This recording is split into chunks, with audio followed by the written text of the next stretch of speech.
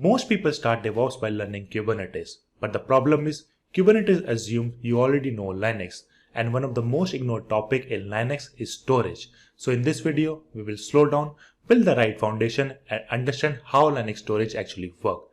So this video is not about memorizing command.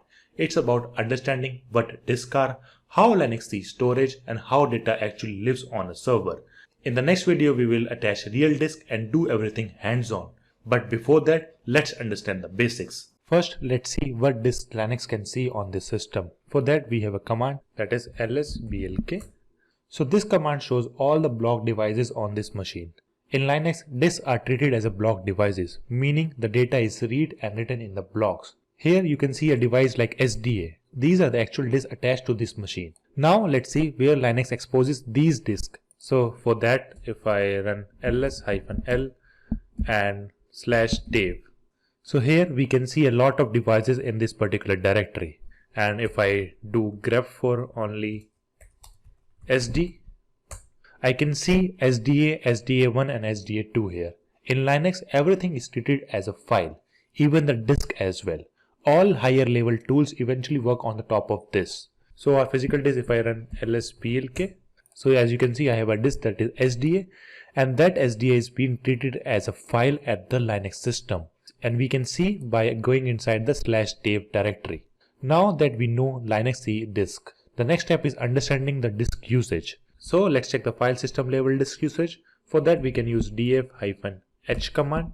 So the df tells us how much space is used and how much space is available on each system.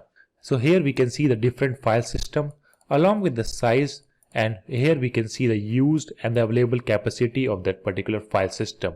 And here we can also see where that particular file system is mounted on as well. This command is very useful when you need to look for any space related issue. Like if you're trying to store some file on some directory, if you're getting some like no space left on a directory error, you can use this command and check the available capacity of that particular file system. Now let's see how much space files actually consume. For that we have another command that is du-sh/var/log.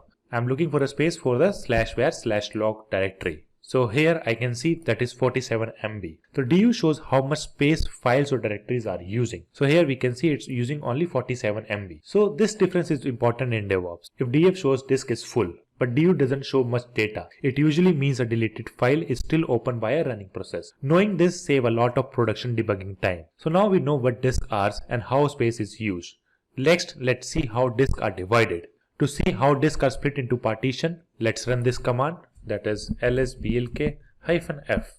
So the disk can be divided into multiple partitions. You can think of partition as a logical slice of a physical disk. So here as we can see, the SDA is having a two partition, that is SDA1 and the SDA2, and both are having a different file system as well. So here I am just only giving you the brief high level overview, like how to check the storage and how to check the consumed storage of specific file or directory. But in the next video we will create a partition and we will see how this partition is being created with a different file system as well. Because once the partition exists, we still need a way to store files on it. And to see which file system are in use, let's run this command that is df-t. So a file system shows how data is stored on the disk. So if I scroll up, here we can see the type, that is a file system type. So here this is the file system and these are the type of that. So here if you see /dev/sda2 is having an XFS type. XFS is often used for large or high performance workload. There is one more type that is a ext4, which is the most common general purpose file system. So here I don't have any file system which is having the ext4. So most Linux servers and the Kubernetes worker nodes uses the ext4 or the XFS file system only. Even after creating a file system, Linux still needs to know where the data should appear. To see what is currently mounted on this system, so here we can see the file system is mounted on some directories. So these are the directories where these particular file system are mounted. So that particular directory is getting a space from this particular file system. Along with that, we have a command for that as well. So let's run the mount command. So mount command shows what is currently mounted on this particular system. If I go to the top of this, so Linux has a single directory tree starting from a root that is a /. So mounting means attaching a file system to the directory in this tree only. So if something is not mounted, Linux cannot access its data even if the disk is exist. So I see many real production issues come down to the incorrect mounts only. because we are unable to mount the particular file system to the specific directory. So then the error will come up because of that particular incorrect mount. Don't worry, in the next video we will mount disk manually and make them persistent as well. So far we have worked with fixed site storage, but if storage needs to grow, so for that we have a different concept for that is LVM. LVM is a logical volume management. But before creating LVM, let's check if LVM already exists on this system or not. So for that we have a different set of command, that is pv display. As we can see, we don't have any LVM packages installed on this particular server. So if I run yum install LVM2, so let me install it very quickly. So if I run the same command again, as we can see, I don't have any LVM on this particular server as of now. So it allows us to manage storage flexibly and resize the storage when needed. So this become a physical volumes here, and the physical volumes form a volume group, and volume group creates a logical volume, and logical volumes are the one then formatted and mounted like a normal disk. Right now we are only understanding the idea, but in the next video we will build LVM step by step using the two real disks. And finally, let's quickly see how container stores the data. To check how container file system are mounted, let's run this command. So that is mount and grep for overlay here.